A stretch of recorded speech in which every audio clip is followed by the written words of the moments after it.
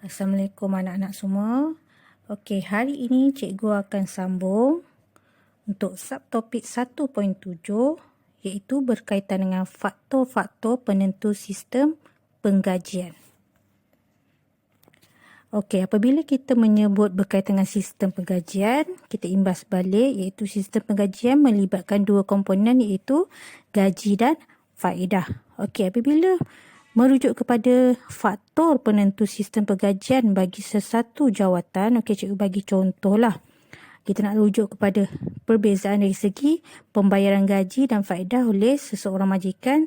Okey, kita ambil contoh jawatan tukang masak. Kita ambil tukang masak di restoran Muhabat dengan tukang masak di gerai mamak tepi jalan. Okey, pada pendapat awak, manakah bayaran gaji dan faedah yang lebih tinggi? Tukang masak di restoran Muhabat ataupun di gerai mamak di tepi jalan? Dan setentunya gaji dan faedah yang dibayar untuk tukang masak di restoran Muhabat lebih tinggi berbanding dengan gerai mamak di tepi jalan, betul tak? Okey, begitu juga cikgu bagi contoh berkaitan dengan perbezaan pembayaran gaji dan faedah ni dari segi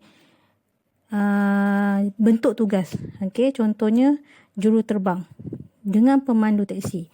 Kita nampak kat situ risiko lebih besar bagi juruterbang sebab dia membabitkan keselamatan berbanding dengan pemandu teksi. Begitu juga dengan faktor lokasi iaitu yang bekerja di lautan, gaji dia lebih besar berbanding dengan yang kerja di darat. Okey, kita pergi kepada faktor-faktor penentu sistem penggajian. Okey, kesemuanya ada 6 faktor. Kita pergi satu persatu. Okey, faktor yang pertama ialah kemampuan organisasi. Okey, huraian dia. Organisasi yang mempunyai kedudukan kewangan yang kukuh akan memberi lebih banyak ganjaran, akan memberi tawaran gaji ataupun faedah yang lebih baik kepada pekerja.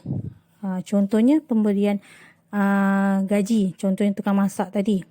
Okey, nampak perbezaan kalau company itu kukuh ataupun company besar yang tiada masalah berkaitan dengan keuangan, maka dia akan tawarkan gaji yang lebih lumayan.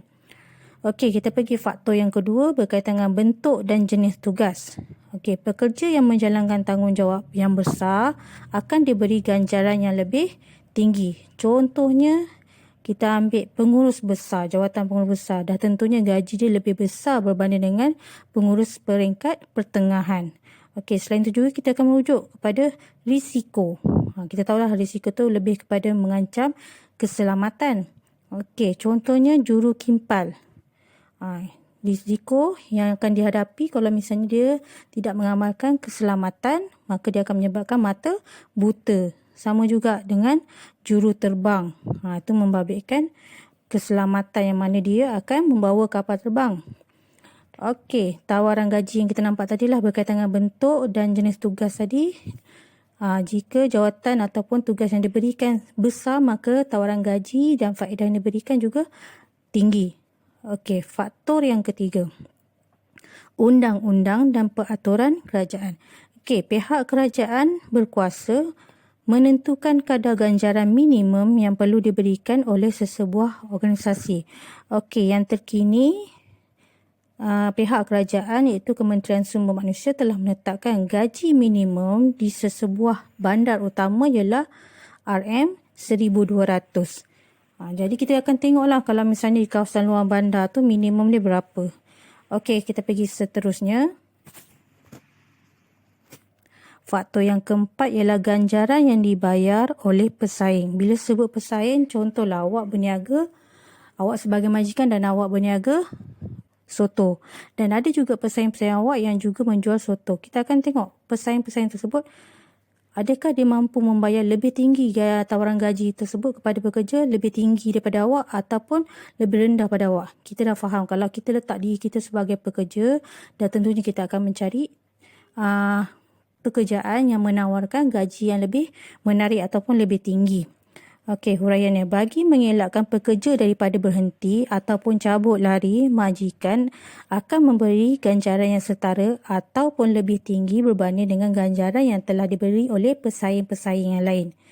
Okay, skim ganjaran yang menarik akan memotivasikan atau mengekalkan pekerja untuk berkhidmat dengan company awak sendiri untuk mengelakkan masalah pusing ganti pekerja. Apa maksud pusing ganti pekerja ni? Maksudnya ialah pekerja yang meninggalkan organisasi. Senang cerita lah, pekerja berhenti. Okey, kita pergi kepada faktor yang kelima, iaitu permintaan dan penawaran buruh. Permintaan dan penawaran buruh akan menentukan kadar upah di pasaran. Okey, yang situasi ini sekiranya penawaran buruh meningkat ataupun banyak berbanding dengan permintaan buruh di pasaran, maka kadar upahnya akan menjadi lebih rendah. Contohnya lah, kita nampak dekat sini penggunaan teknologi mesin yang menggantikan buruh-buruh tadi, maka permintaan buruh oleh majikan-majikan akan menjadi kurang. Maka inilah menyebabkan berlakunya lambakan penawaran buruh dan secara tak langsung ini akan meningkatkan pengangguran. Okey, kita pergi kepada faktor yang terakhir, iaitu faktor lokasi. Bila sebut lokasi, ialah dia merujuk kepada kedudukan geografi. Okey, sistem pengkajian akan dipengaruhi oleh kos sara hidup setempat. Contohnya di luar bandar dan di kawasan bandar. Kedudukan geografi sesuatu kawasan dan risiko lokasi serta kemudahan infrastruktur yang sedia ada. Contohlah kedudukan geografi, bekerja di kawasan pendalaman atau bekerja di lautan berbanding dengan darat, dah tentulah di lautan bayaran gajinya lebih mahal berbanding dengan di kawasan darat. Okey, kemudian kita akan tengok risiko tu sebut, contohnya lah juruterbang tadi. Risiko bekerja di udara. Jadi bayaran gaji lebih besar berbanding dengan yang bekerja di daratan. Okey, jadi ada 6 penentu-penentu sistem penggajian. Maka oleh yang demikian,